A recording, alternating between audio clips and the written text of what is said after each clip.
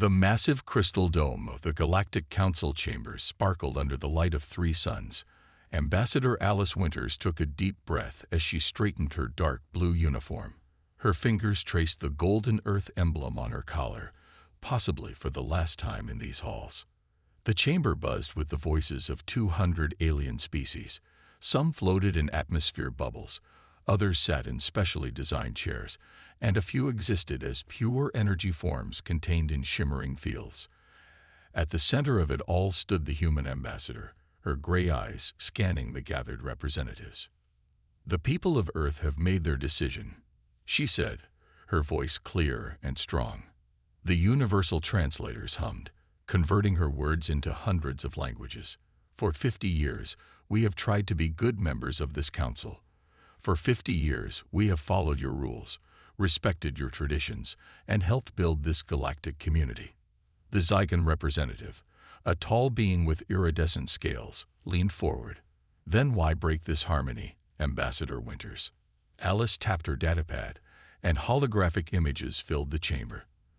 They showed trade routes being diverted away from human colonies, military patrols accidentally targeting human ships, and countless small acts of discrimination. "This is not harmony," she said. "This is suppression. You fear our growth, our adaptability, our potential. So you work together to keep us contained." Gasps and angry murmurs filled the chamber. The Arxian delegate, a mass of tentacles and crystalline structures, rose from his seat. "These are serious accusations." "They are facts," Alice replied. She projected more images, secret communications between council members, plans to limit human expansion, strategies to keep Earth dependent on alien technology. "We found these in your own databases. You should have remembered that humans are very good at information technology." The council erupted in chaos. Some representatives shouted denials, others demanded explanations, and a few sat in stunned silence. Meanwhile, aboard the Earth vessel Starweaver, Lieutenant Peter Hayes received the encoded message he had been dreading. His hands moved quickly over the control panel, initiating the withdrawal sequence they had practiced for months. "All human ships, this is command." He broadcast on the secure channel. "Implementation of Protocol Exodus begins now. I repeat, Protocol Exodus is active." Back in the council chamber, Alice raised her hand for silence. When the noise died down, she spoke again, her voice heavy with finality. "As of this moment, Earth and all human colonies officially withdraw from the Galactic Council. Our trade agreements are suspended. Our military support ends. Our technological sharing stops." The Centaurian head speaker, an ancient being of pure light, moved forward. "You cannot do this. The Council has stood for 10,000 years. "Yes," Alice said softly, "and perhaps that is part of the problem. You've forgotten how to change, how to grow, how to accept new ideas. We tried to help you remember, but you refused to listen." She unpinned her council badge and placed it on the central podium. "We will establish our own path now. Any species that wishes to deal with humanity fairly and openly is welcome to contact us. But we will no longer bow to your limitations." As Alice walked out of the chamber, the first reports were already coming in. Human ships across the galaxy were powering up their engines. Trade vessels were changing course. Military units were returning to Earth space. And in the Great Council chamber, under the light of three suns, the representatives of 200 worlds began to realize that their comfortable, controlled galaxy was about to change forever. Nobody knew it yet, but this was only the beginning of the storm that would reshape the stars themselves. 1 month after Earth's departure, the galaxy was already feeling the effects. Commander Susan Bradley stood at the bridge of the rescue ship Horizon Dawn, watching as another group of human refugees boarded through the transfer tubes. "How many this time?" she asked her first officer. 37 families from the Proxima trading post," he replied, checking his tablet. "The local authorities gave them 24 hours to leave." Susan rubbed her tired eyes. This was the 5th evacuation this week. The council species were making their anger known by pushing out human residents, but they were also hurting themselves in the process. On the main screen, she could see 3 alien merchant ships drifting dead in space. Without human maintenance crews, their engines had failed. No one else knew how to fix the hybrid technology that humans had helped develop over the years. "Commander," her communications officer called out, "we're getting distress signals from the Orion trade route. Pirates are hitting the cargo ships." Susan wasn't surprised. The human fleet had protected those lanes for decades. Now those ships were gone, and the Council's own patrols were proving inadequate. Meanwhile, in the Galactic Council emergency chamber, the alien representatives were facing their own crisis. The Arxian Empire's ambassador, his crystalline body glowing with angry red pulses, was speaking. "The humans controlled 30% of all merchant shipping," he said. "Their withdrawal has crippled our supply chains. My people are already facing shortages of critical materials."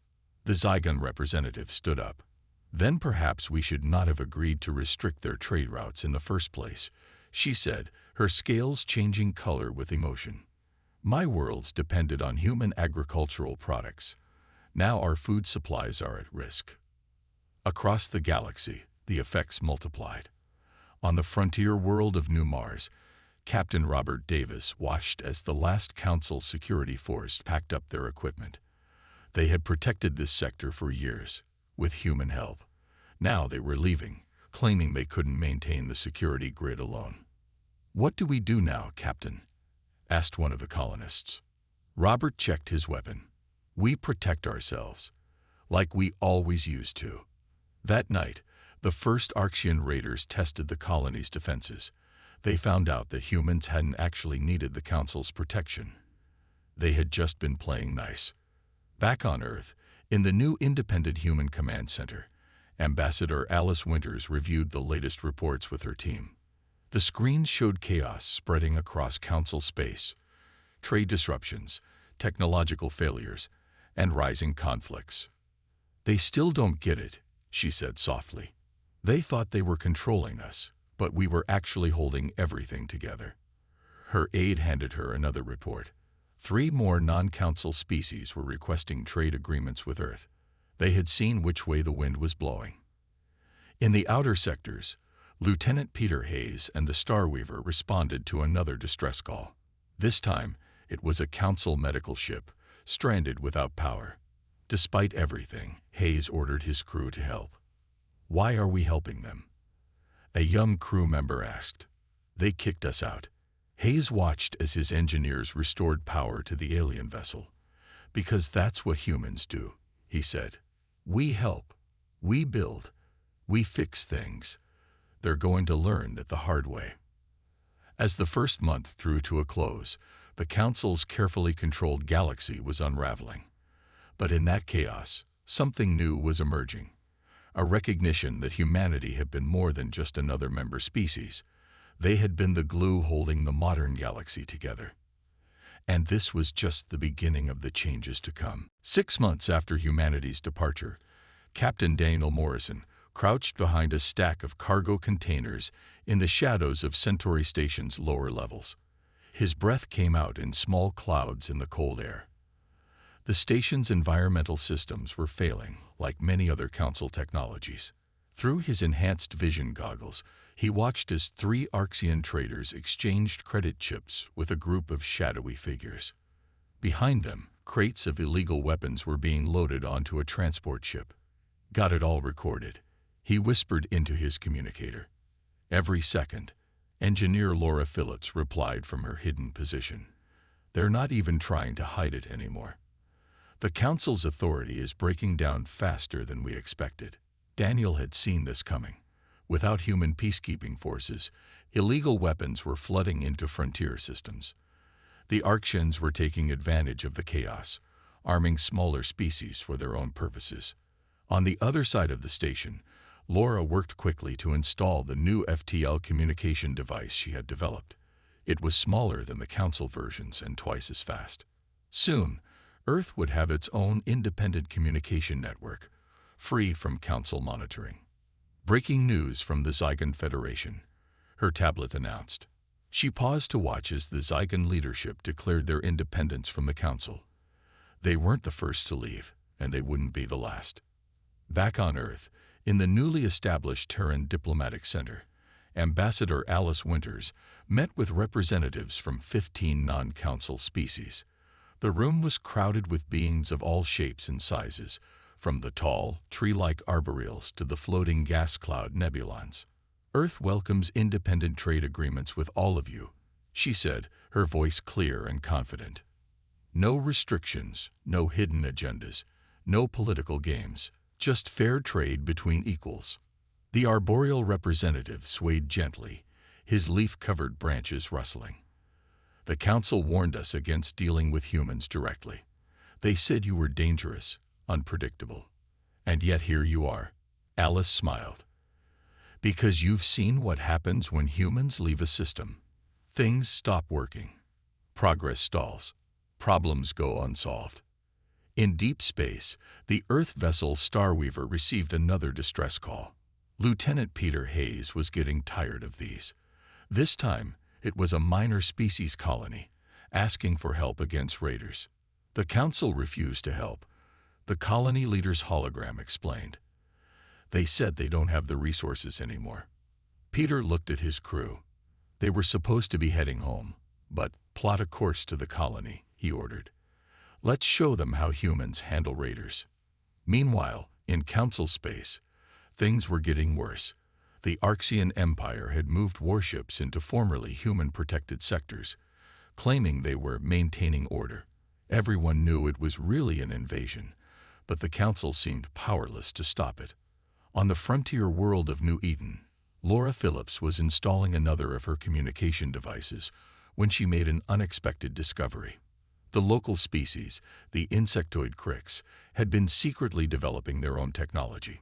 We learned from watching humans, the crics leader explained, showing her their workshops. The Council kept us dependent on their technology, but humans showed us we could build our own. Laura sent an encrypted message to Earth. More and more species were breaking free from Council control, following humanity's example.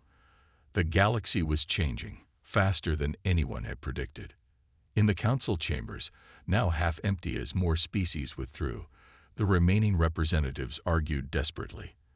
Their carefully controlled system was collapsing around them. We should reach out to Earth, one suggested. Ask them to return. With conditions that favor us, of course, another added. The Centaurian head speaker, dimmer now than before, pulsed with frustration. You still don't understand. We can't control them anymore.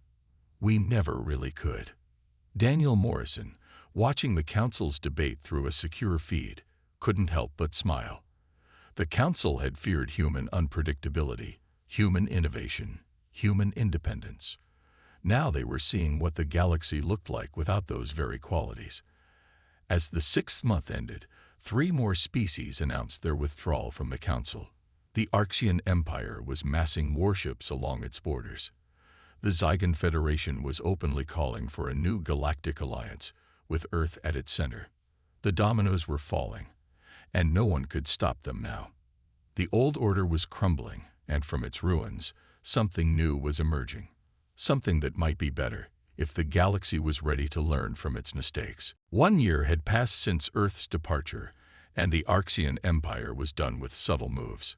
Their warships darkened the skies above the former human colony of New Haven, their weapons glowing with deadly intent.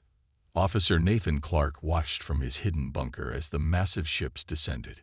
He had discovered their invasion plans 3 days ago, when he caught their agents trying to hack Earth's defense network.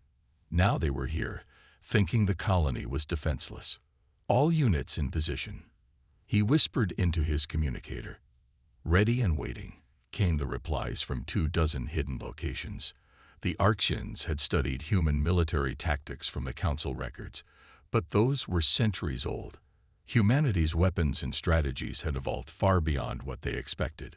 The first Arxian dropships touched down, their crystal-armored troops marching out in perfect formation. They moved like they owned the place already. That was their first mistake. In the Council chambers, The remaining representatives watched the invasion through their holographic feeds. None of them moved to help. They couldn't. Their own military forces were scattered across the galaxy, trying desperately to maintain order as their authority crumbled. The humans brought this on themselves, the Arxian ambassador declared. If they had stayed within council control. The Zygon representative cut him off. Like you stayed in control. Your empire is attacking independent worlds while we debate. Meanwhile, aboard the Earth ship Stellar Dawn, Ambassador Alice Winters was meeting secretly with representatives from the Nexus Collective, one of the most advanced species who had never joined the Council. We've watched Earth for centuries. The Nexus leader, a being of pure energy, said, "You were right to leave the Council. Their time is ending." Alice nodded. "And the Arxians think this is their chance to take control." "They will fail," the Nexus leader stated. "We have seen your true strength. It isn't in your weapons or ships. It's in your ability to unite others, to inspire them to be better." Back on New Haven, the Arxians were learning this lesson the hard way. As their troops marched into the seemingly empty colony, Nathan's forces struck. Not just human forces, local alien species they had befriended and trained fought alongside them. Advanced shield technology, developed by Dr. Richard Fuller in the months since leaving the Council, protected them from Arxian weapons. The invaders found their crystal armor useless against human sonic disruptors, a technology they had never seen before. "How is this possible?" the Arxian commander demanded as his forces retreated in chaos. They were supposed to be isolated, weakened. Nathan allowed himself a small smile as he coordinated the defense. The Arxians had believed the Council's propaganda about controlling humanity. They never understood that humans had been holding back, playing nice all those years. In Earth's new diplomatic center, more refugee ships arrived daily.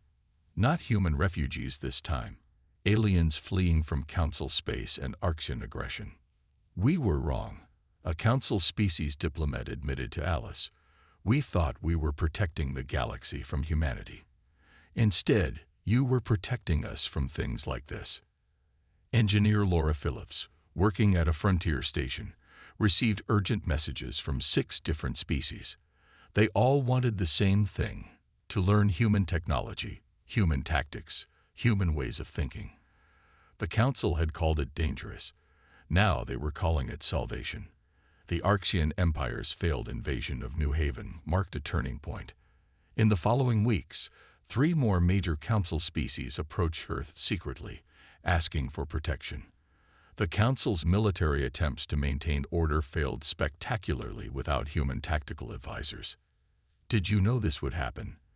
Lieutenant Peter Hayes asked Ambassador Winters during a secure transmission. "When we left the Council." Alice watched the latest reports of Council space falling into chaos, of the Arxian Empire's growing aggression, a former Council species turning to Earth for help. "We knew the Council was stagnant," she replied. "We knew they feared change.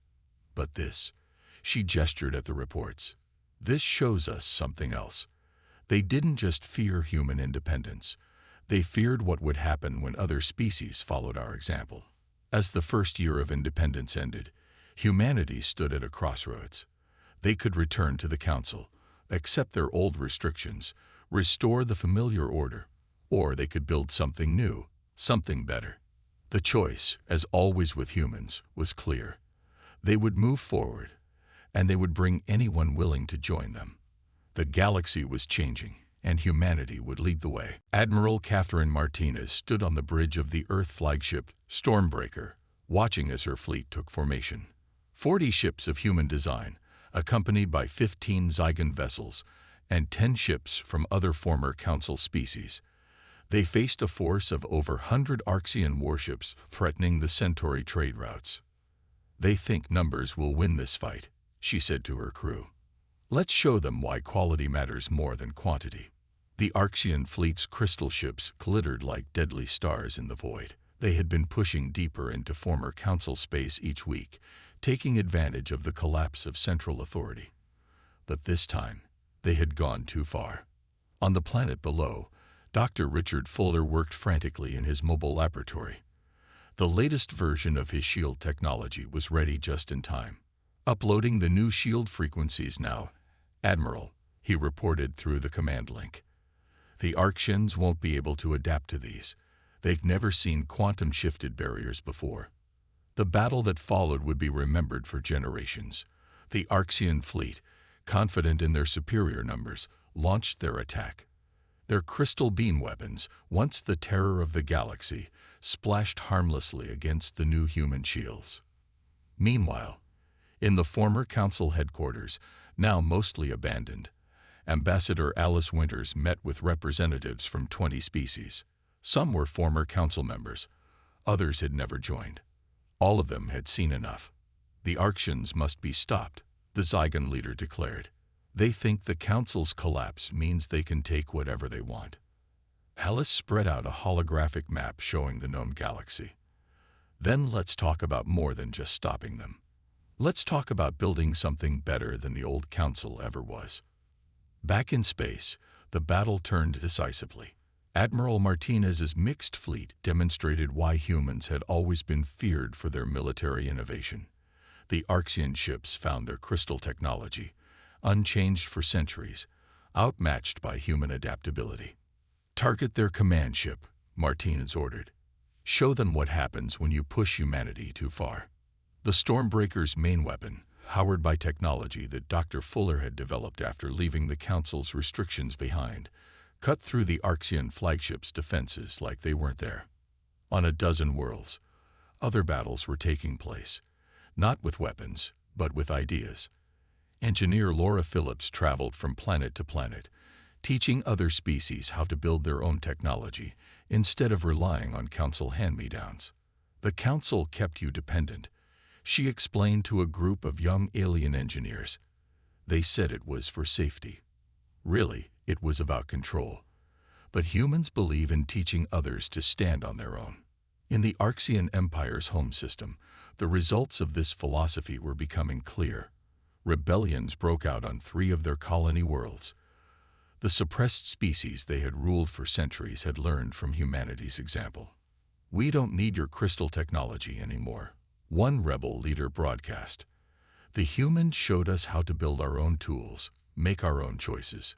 Officer Nathan Clark, monitoring communications from his security station on New Haven, detected a surge of similar messages across former Council space.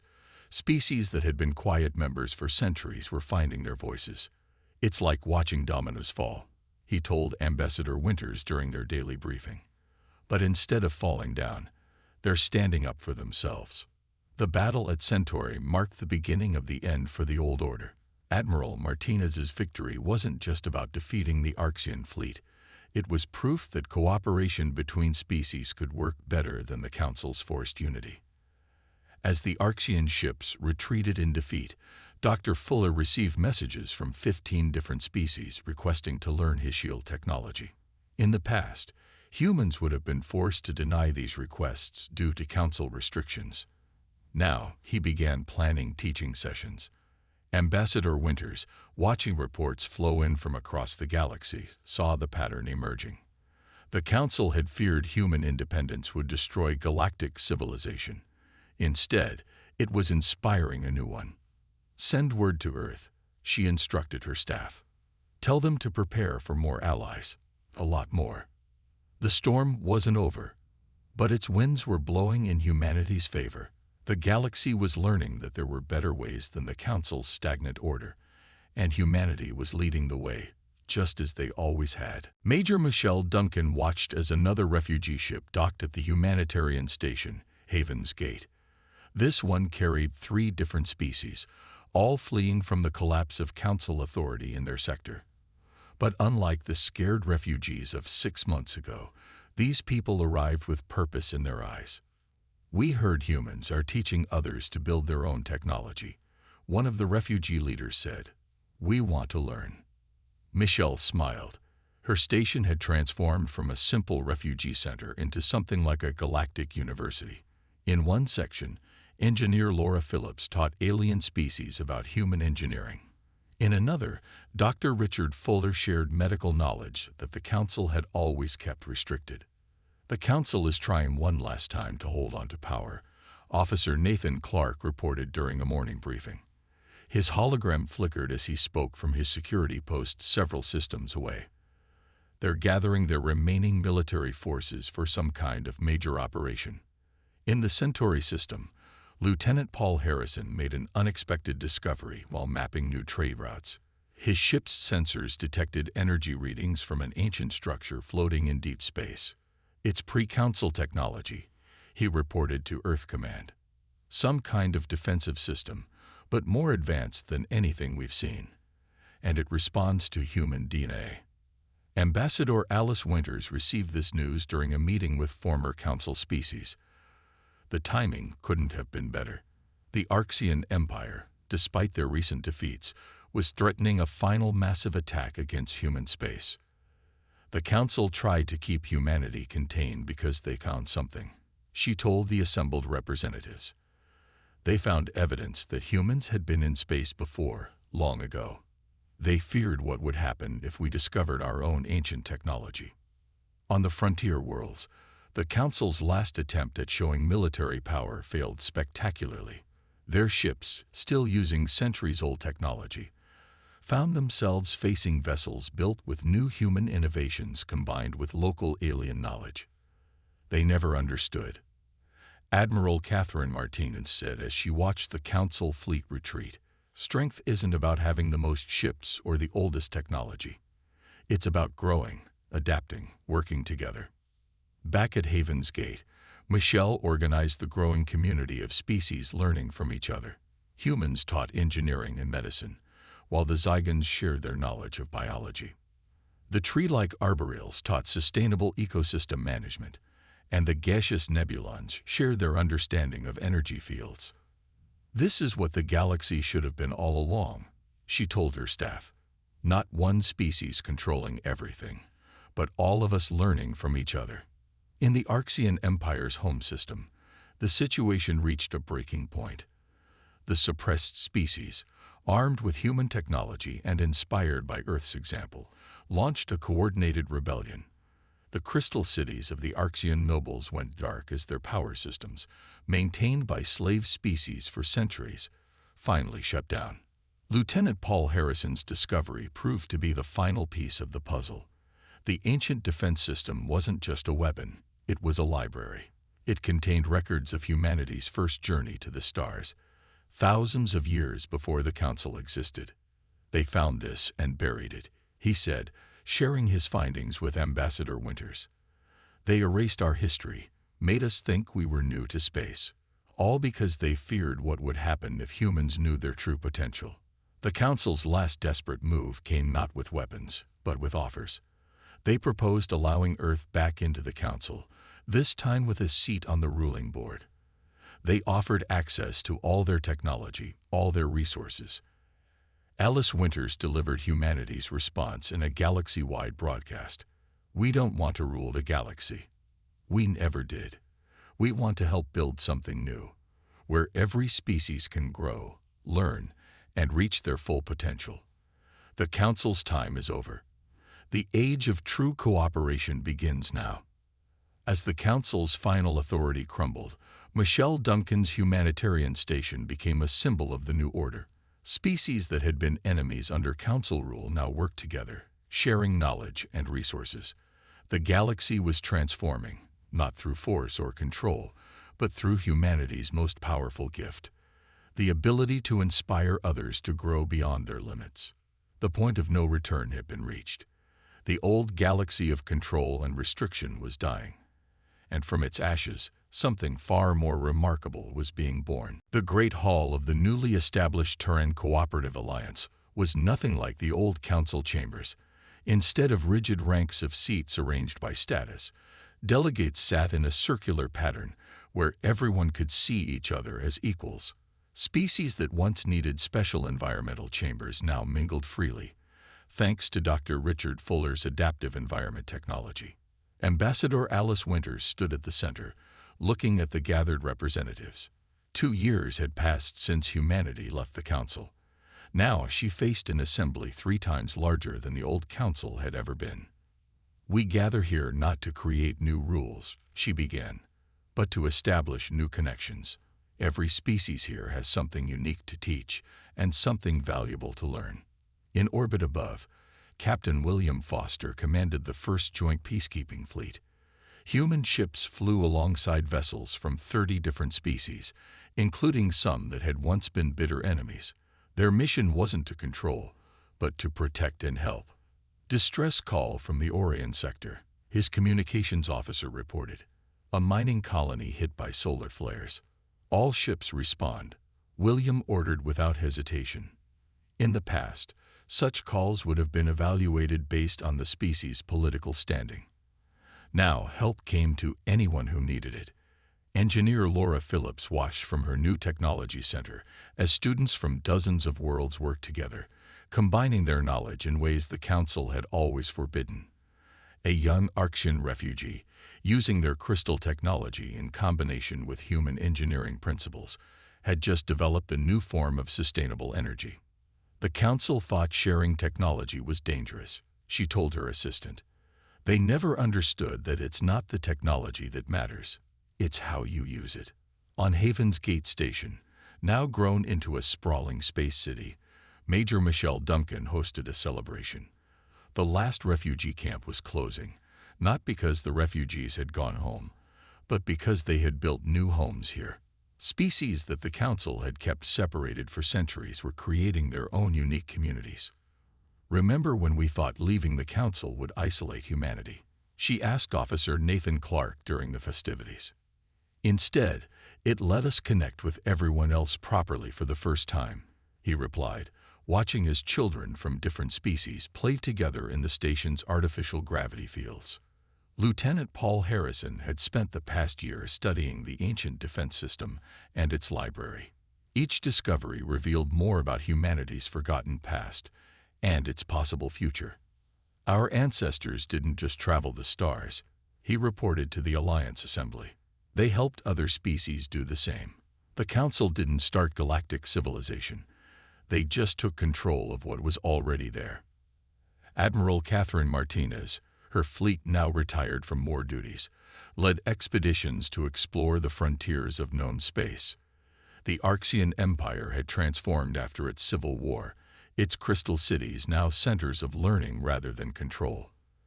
The former Council species, freed from centuries of restrictions, were rediscovering their own forgotten histories. "We're finding more ancient sites," she told Ambassador Winters during their regular updates. "Not just human ones. Every species seems to have their own forgotten golden age. The Council buried all of it to maintain control." In the Great Hall, Alice concluded the Alliance's first official gathering. The old Council chamber had been quiet, formal, rigid with protocol. This hall buzzed with conversation, cooperation, and shared dreams of the future. "Humanity didn't destroy galactic civilization by leaving the Council," she said in her closing speech. "We helped free it from chains it didn't even know it wore. Every species has the right to grow, to learn, to reach for the stars in their own way. Together, we're not just rebuilding the galaxy, we're making it better than it ever was before." As delegates filed out of the hall, many stopped to look at the new Alliance symbol mounted on the wall. A spiral galaxy with every arm glowing equally bright, representing the light of each species shining on its own while contributing to the whole. The Council had feared that if humanity broke free, the galaxy would fall apart. They were right, in a way. The old galaxy of control and fear had crumbled. But from its ruins, humanity had helped build something far greater. A galaxy where every species could reach its full potential, where cooperation replaced control, and where the future was limited only by the combined imagination of all thinking beings. The galaxy had indeed fallen apart, and been reborn stronger than ever.